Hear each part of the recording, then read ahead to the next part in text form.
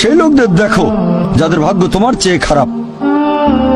সেই সব লোককে দেখো না যারা তোমার চেয়ে বেশি ভাগ্যবান। তা না হলে তোমরা আল্লাহ তাআলাকে স্মরণ করায় অবহেলা করতে পারো, তা না হলে প্রতিপালকের প্রতি অকৃতজ্ঞ হয়ে যেতে পারো। তাহলে নবী বলেছেন তাদেরকে দেখো যাদের ভাগ্য খারাপ। তখন আপনি বলছেন আচ্ছা, এই লোকটার তো কোনো গাড়ি নেই, আমার একটা মারুতি অন্তত আছে। তাকে দেখবেন না যারা সে মার্সিডিজ। ও আমার মার্সিডিজ নেই কেন? ওই লোকের গাড়ি নেই, আমার তো একটা আছে। আপনি আল্লাহকে ধন্যবাদ জানাবেন। যখন মার্সিডিজ গাড়ির মালিকের সাথে নিজেকে তুলনা করবেন, ও আমার কেন মার্সিডিজ গাড়ি দিলেন না, তাদেরকে দেখবেন যাদের ভাগ্য খারাপ। তাহলে আপনি আল্লাহ সুবহানাহু ওয়া তাআলাকে স্মরণ করছেন। আর এটাই বৈশিষ্ট্য মানুষের। এরকম একটা গল্প যে এক লোকের মনে অনেক দুঃখ, কারণ তার কোনো জুতো নেই।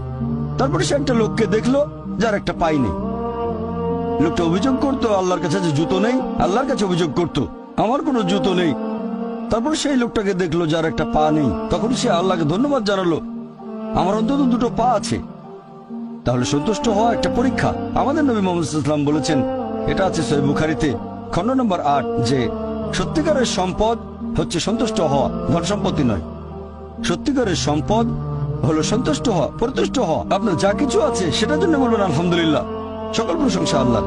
তাহলে হবেন সত্যিকারের মুমিন।